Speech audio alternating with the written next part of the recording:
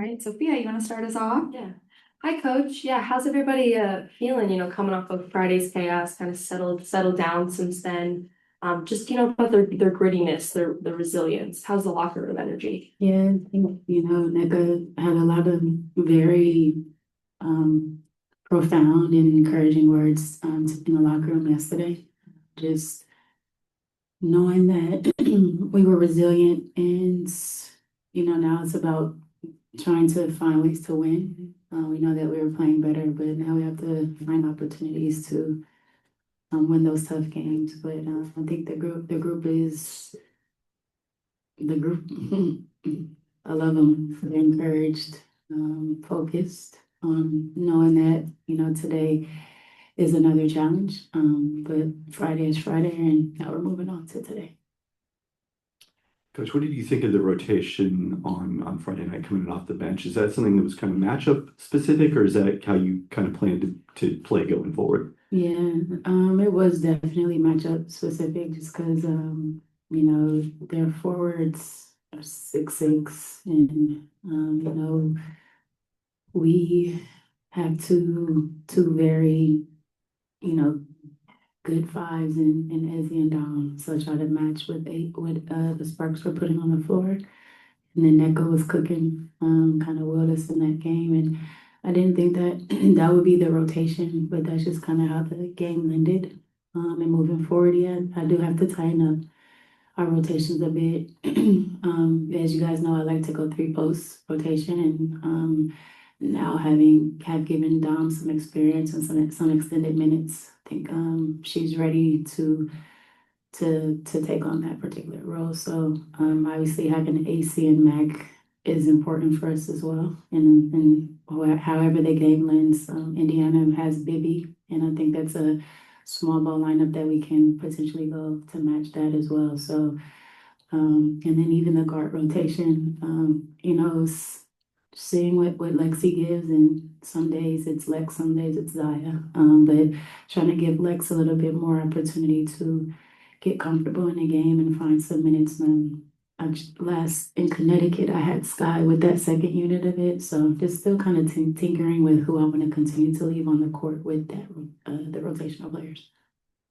Hey, Coach. You touched on Wednesday a little bit. She's averaging about 17 minutes a game over the last 5 games. Just what have you seen in her growth, given the opportunity that she's been given over those last games? Yeah, I mean, part of that is if our starters are stars in their number one roles, that helps, players like Lexi kind of get into the mix. I think she's found some confidence in her shot.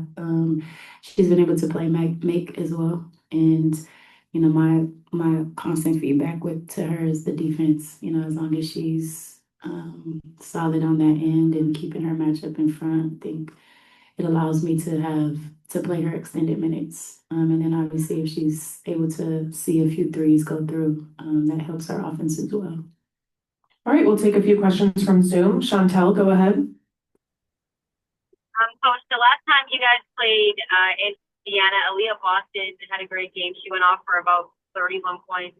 How do you kind of try to plan to disrupt her offense today? Also last game, Caitlin was playing as well. So we were trying to find some solutions to their potent pick and roll. And because of that, we were switching a lot. And today we won't do that because Caitlin is not on the floor.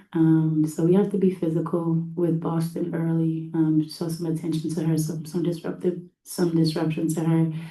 Can't allow her to bury us. We have to be athletic around her, not just settle for playing behind her. The other thing is, how she rebounds the ball. So, we have to have a concerted effort, trying to match her physicality or exceed it, box her out, and be more mindful of her around the rim, and not just like her posting up, but her popping, and her ability to shoot the ball has much improved. So as a matchup that's on top of the scale, we definitely have to do way better than we did last game against her. All right, Andrew Jones, we'll go to you. Thanks as always, Coach. Want to ask you first about we prioritize with Boston and Mitchell, but Ari McDonald has been a real unique force for them since she's been joining them. What have you seen in terms of dealing with her? And just if you could speak on the fitness of how your starters be able to play 2 overtimes, how they've been so fit this season, how committed they've been towards making themselves in the best shape possible throughout this whole entire season. Yeah, Ari has, her minutes are increasing as well because first she's very physical and disruptive on the basketball, so defensively getting steals and the pace that she plays with, able to kick it ahead or get into the paint.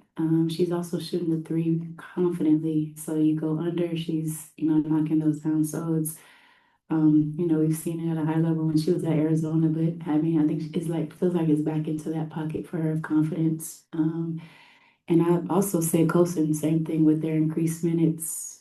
Sid has been, very good at the three, very good with running the team and defensively as well. So those two players with their increased playing time have been super productive. I don't know who Ari's going to guard. I would assume Sky. And, she's always a difficult, pesky defender. And I think that that's really been a catalyst to the production level of that team. And obviously, Mitchell was always on the heater and playing extremely well, shooting the ball well, playing confidently. But Ari is definitely quarterbacking it and allowing them to play free, play with a lot of pace and a lot of confidence. Yeah, in our group, having a double overtime game, that's what they train for.